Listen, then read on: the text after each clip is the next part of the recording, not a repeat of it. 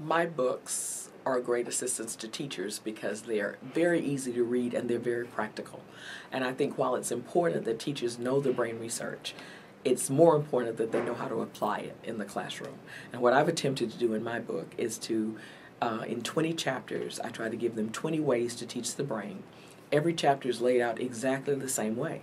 So you don't even have to read the book in order. If you want to know more about the use of movement in your classroom, go to the chapter on movement and read about the research on what movement does for the brain and for learning. And then you'll find in that chapter 10 or 15 ways to implement movement into your classroom, regardless of what grade level you teach or what age you teach. And so I think that teachers find the book to be very easy to read, very practical, and I think they really feel like after reading a chapter, they can go in the classroom the very next day and implement some of the strategies in the book.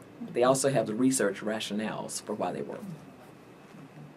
The foundational book is Worksheets Don't Grow Dendrites, which is cross-curricular, all content areas, all grade levels, from kindergarten through 12th grade. And then I've written a series of books for each content area. So there's a reading and language arts worksheets, Won't Grow Dendrites, which is just strictly literacy. It's ways to improve literacy, to teach people to learn to read and read to learn. And then there's one on mathematics, which are 20 numeracy strategies that engage the brain. All the examples in that book would relate to teaching mathematics from actually pre-K through grade 12.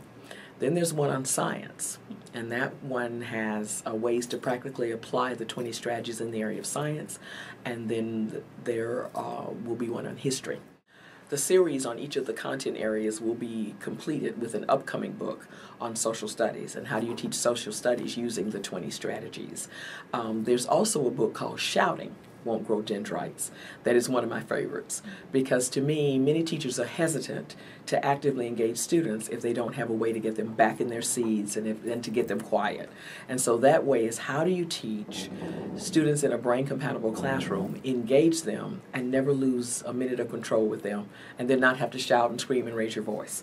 So that's what that book was about, is how do you teach in an active classroom.